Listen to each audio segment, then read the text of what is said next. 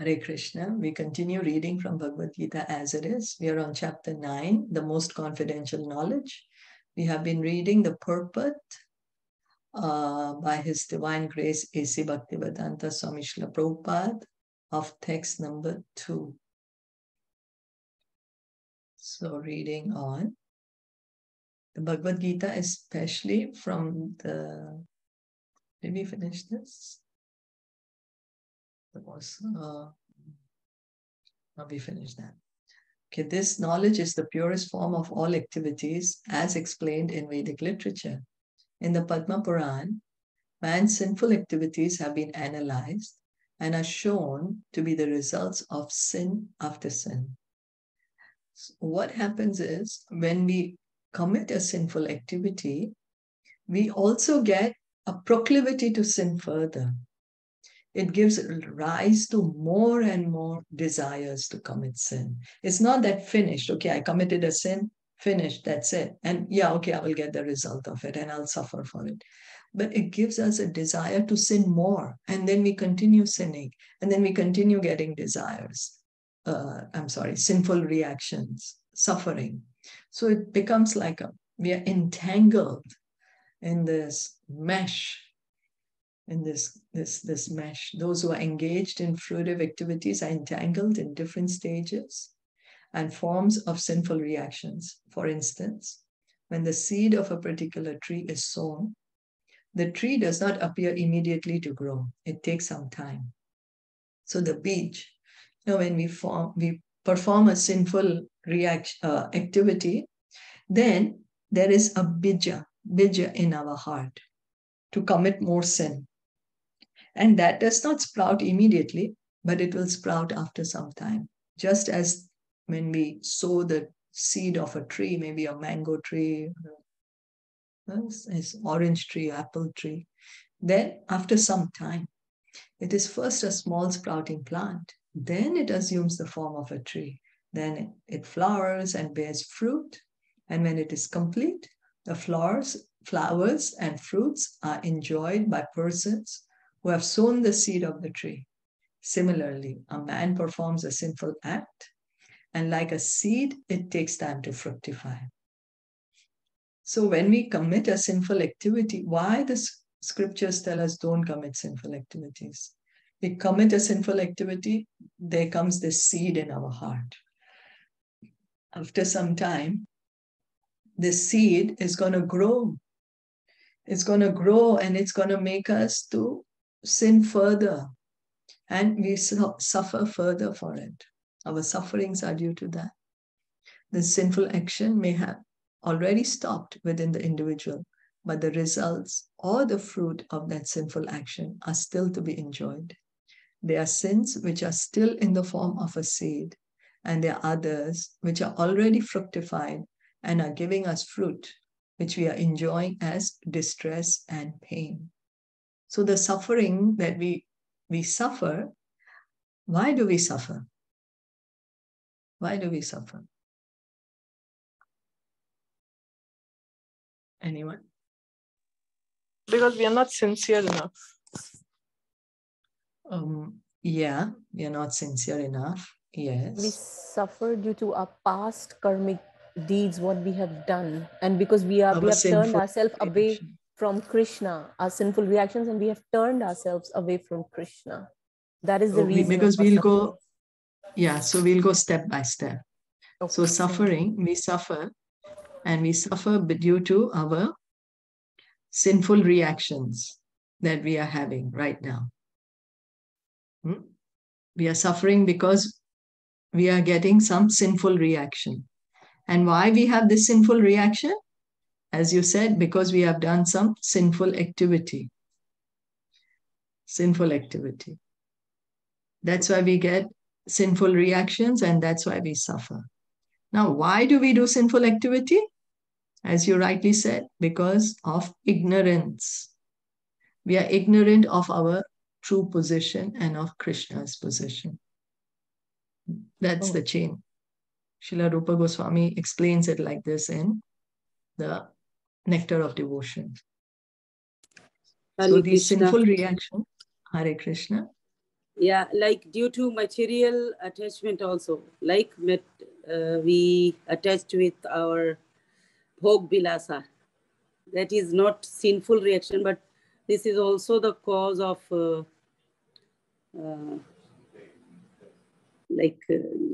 suffering. Yes, this, right? Yes, because what is sinful activity is, anything that we take from Krishna without connecting, without engaging in his service, will give us a sinful reaction. We may think, I'm not doing anything. I'm not doing anything sinful. I'm just doing my duty. I'm just, here doing whatever I'm supposed to do. But we don't realize the root cause is ignorance, because we have forgotten Krishna's position and our position. We have forgotten that we are eternal souls, part and parcel of Krishna. We are eternal servants of Krishna, that everything belongs to Krishna. So the things that we think are ours actually belong to Krishna. So we unlawfully take those things and use them unlawfully. So just as if there's a thief, if he goes somewhere and steals something, he gets the reaction to it. He gets the punishment for it. So we are not understanding that everything and everyone belongs to Krishna, and we use everything for our gratification. In Sundarkand also it is written like Kam, Krodh, Lobh, Mad, Moh, Nath, Narak ke Panth, like these all described there also.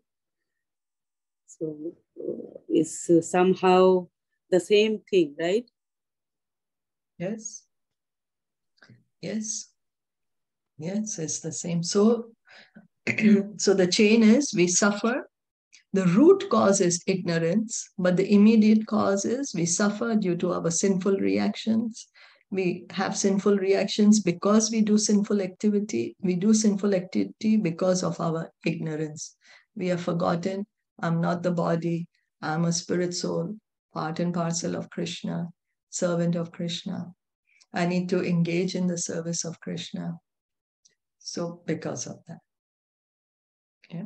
As explained in the 28th verse of the 7th chapter, a person who has completely ended the reactions of all sinful activities and who is fully engaged in pious activities, being freed from the duality of this material world, becomes engaged in devotional service to the Supreme Personality of Godhead, Krishna.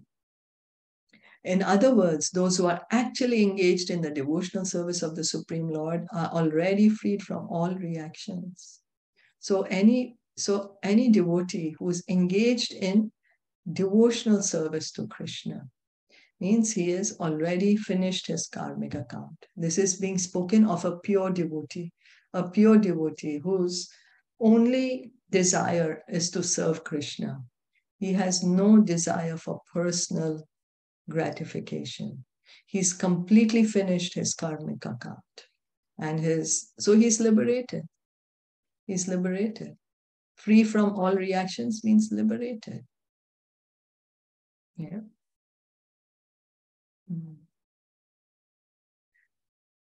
So here, the sinful action may have stopped already within the individual, but the results or fruit of that sinful action are still to be enjoyed.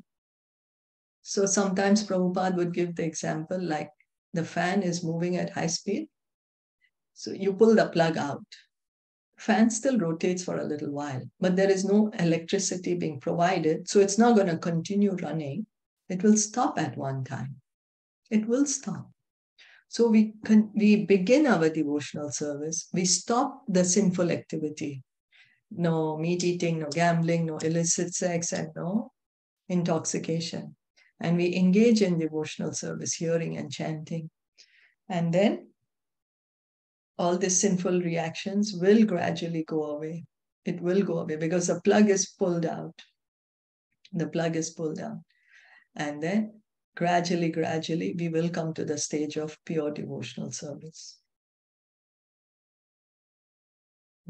This statement is confirmed in the Padma Puran. Aprarabdha phalam papam kutam bijam phalonmukham karmene va praliyeta Vishnu bhakti ratatmanam. For those who are engaged in the devotional service of the Supreme Personality of Godhead, all sinful reactions, whether fructified in the stalk or in the form of a seed, gradually vanish. So Padma Puran is saying, anyone who is engaged in bhakti to the Supreme Lord, Krishna bhakti, Vishnu bhakti, what happens is all the sinful reactions, the desire to sin, so the seed of the sin has different stages. Sometimes it's just in the seed form. Some is that it's started to grow.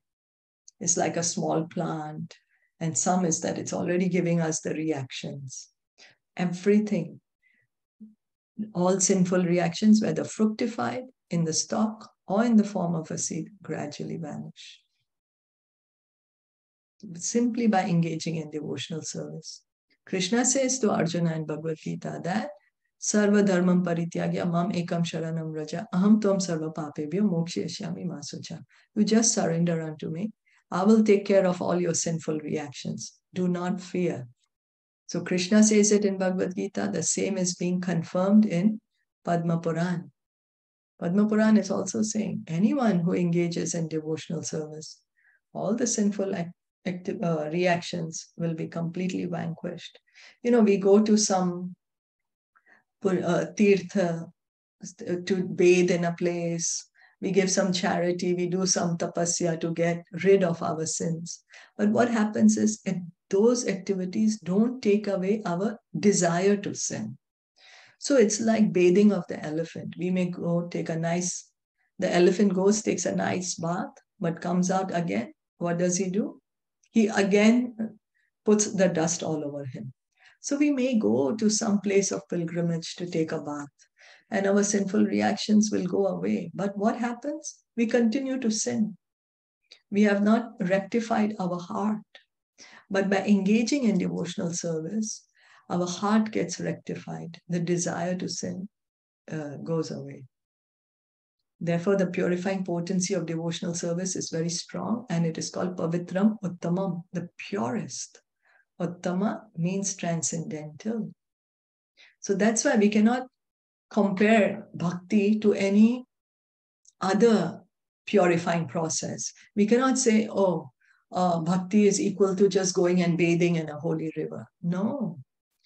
Although yes, going and bathing in a holy river, very good, very pious activity, very nice, but it's not going to stop our desire to sin. Only devotional service will stop the desire to sin. It's transcendental. Pavitram Uttamam, the purest. Uttama means transcendental. Tamas means this material world or darkness. And Uttama means that which is transcendental to material activities. So this material world is full of darkness. Material world is full of darkness. But devotional service is transcendental. Transcendental, beyond our senses. Devotional activities are never to be considered material, although sometimes it appears that devotees are engaged just like ordinary men. One who can see and is familiar with devotional service will know that they are not material activities. They are all spiritual and devotional, uncontaminated by the material modes of nature. So devotional service is a transcendental activity because it's connected to Krishna. It is the eternal activity of the soul. It is Sanatan Dharma. The Jivatma is always engaged in devotional service. So it is Sanatan Dharma. It is eternal activity of the soul. So it is transcendental. It's nothing to do with the body. The body never, the body is, what do you say? The body is just made of dead matter. When somebody leaves the body, when the soul leaves the body is just lying. It's the soul who is the person. So the activity of the soul is devotional service. So devotional service is on the transcendental platform. We currently, in our position, we are in the modes. So we may practice bhakti in the modes, but bhakti itself is transcendental. Okay. Is that all right? We'll stop here for today. Did anyone want to add or comment? And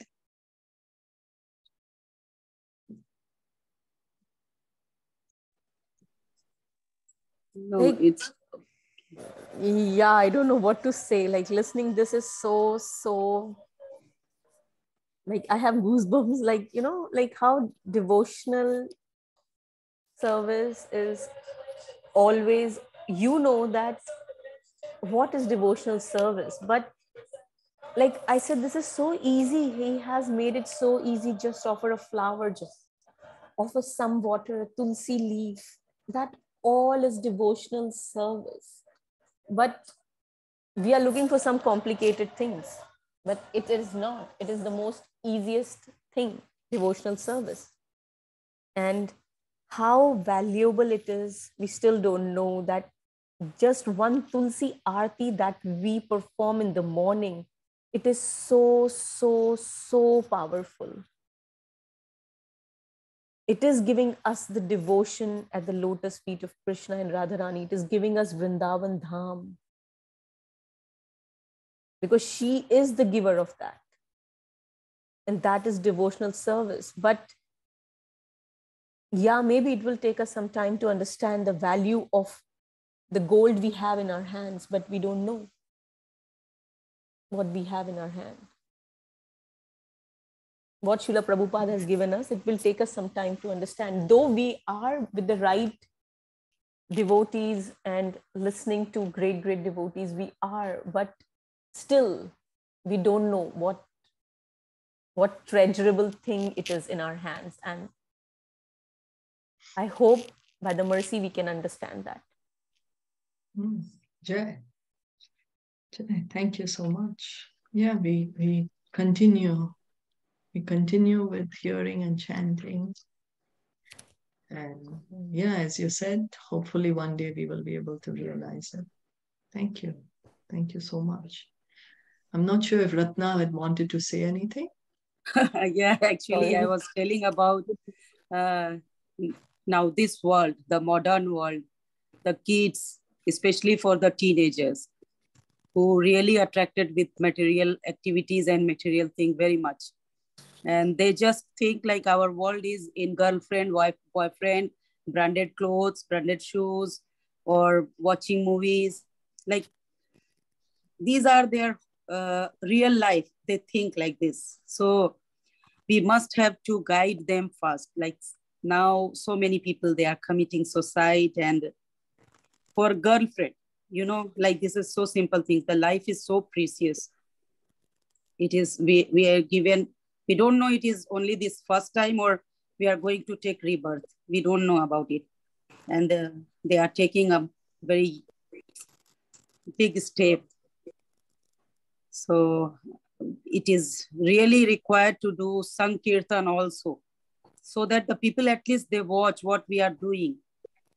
Somehow they will, like, not suddenly they will attract, but slowly maybe they have lust and they have attraction, because they are very disturbed. So Ratnaji, if it is like that, then whenever you are doing your rounds, because you are feeling this, then you can do one round for them.